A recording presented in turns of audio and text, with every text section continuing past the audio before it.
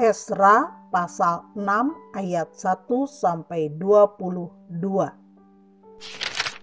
Sesudah itu, atas perintah Raja Darius, diadakanlah penyelidikan di perbendaharaan di Babel di tempat naskah-naskah disimpan. Kemudian di Ahmeta, benteng yang di provinsi Media, didapati sebuah gulungan yang isinya sebagai berikut. Piagam. Pada tahun pertama zaman Raja Kores, dikeluarkanlah perintah oleh Raja Kores mengenai rumah Allah di Yerusalem. Rumah itu haruslah dibangun kembali sebagai tempat orang mempersembahkan korban sembelihan dan korban api-apian.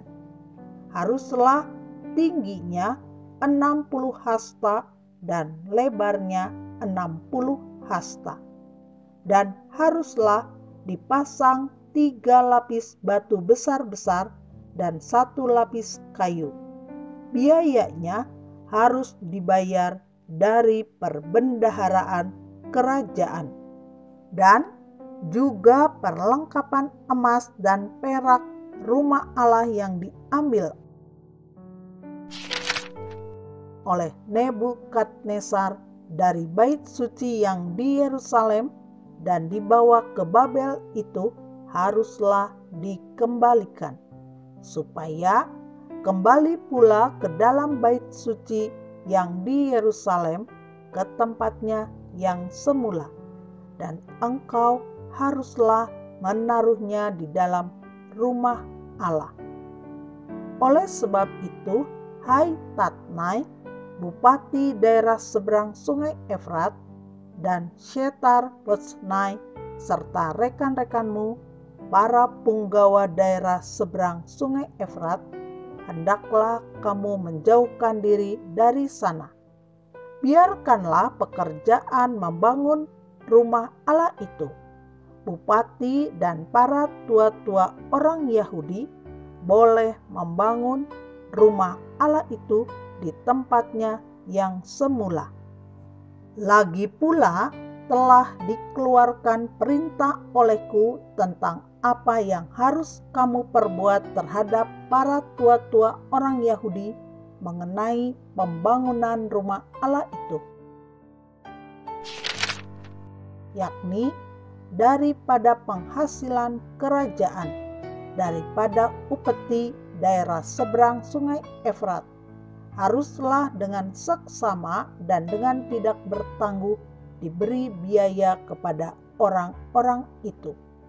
Dan apa yang diperlukan, yakni lembu jantan muda, domba jantan, anak domba untuk korban bakaran bagi Allah semesta langit, juga gandum, garam, anggur dan minyak, menurut petunjuk para imam yang di Yerusalem, semuanya itu harus diberikan kepada mereka hari demi hari tanpa kelalaian, supaya mereka selalu mempersembahkan korban yang menyenangkan kepada Allah semesta langit dan mendoakan raja serta anak-anaknya.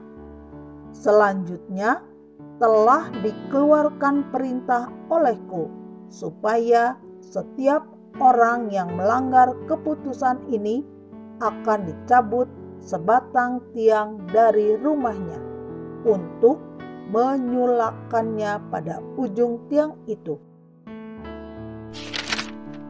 dan supaya rumahnya dijadikan reruntuhan oleh karena hal itu.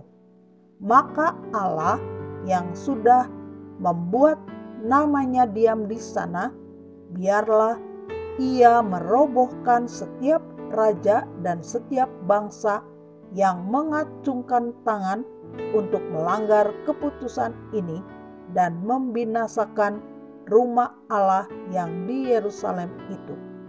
Aku, Darius, yang mengeluarkan perintah ini. Hendaklah itu dilakukan dengan seksama. pekerjaan selesai, pentahbisan rumah Allah dan hari raya Paskah yang pertama.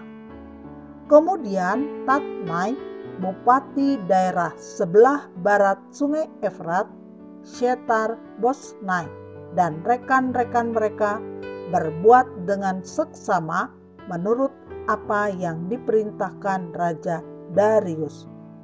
Para tua-tua orang Yahudi melanjutkan pembangunan itu dengan lancar digerakkan oleh nubuat Nabi Hagai dan Nabi Zakaria bin Iddo.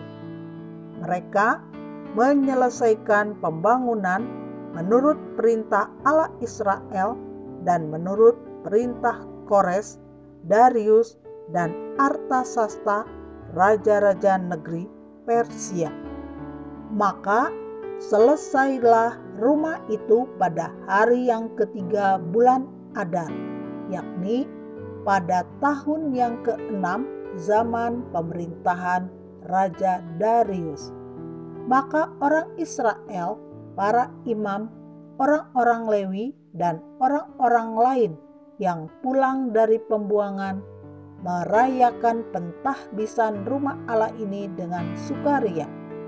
Untuk pentahbisan rumah Allah ini, mereka mempersembahkan lembu jantan 100 ekor, domba jantan 200 ekor, dan anak domba 400 ekor. Juga kambing jantan sebagai korban penghapus dosa bagi seluruh orang Israel 12 ekor menurut bilangan suku Israel. Mereka juga menempatkan para imam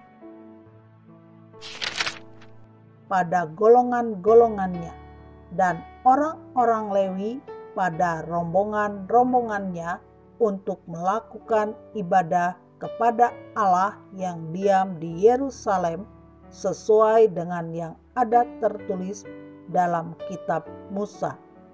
Dan pada tanggal 14 bulan pertama, mereka yang pulang dari pembuangan merayakan Paskah.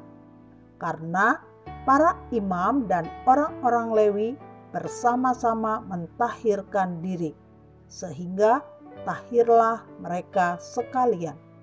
Demikianlah mereka menyembelih anak domba Paskah bagi semua orang yang pulang dari pembuangan dan bagi saudara-saudara mereka, yakni para imam, dan bagi dirinya sendiri. Orang-orang Israel yang pulang dari pembuangan memakannya, dan demikian juga setiap orang yang memisahkan diri dari kenajisan bangsa-bangsa negeri itu, lalu menggabungkan diri kepada mereka untuk berbakti kepada Tuhan Allah Israel.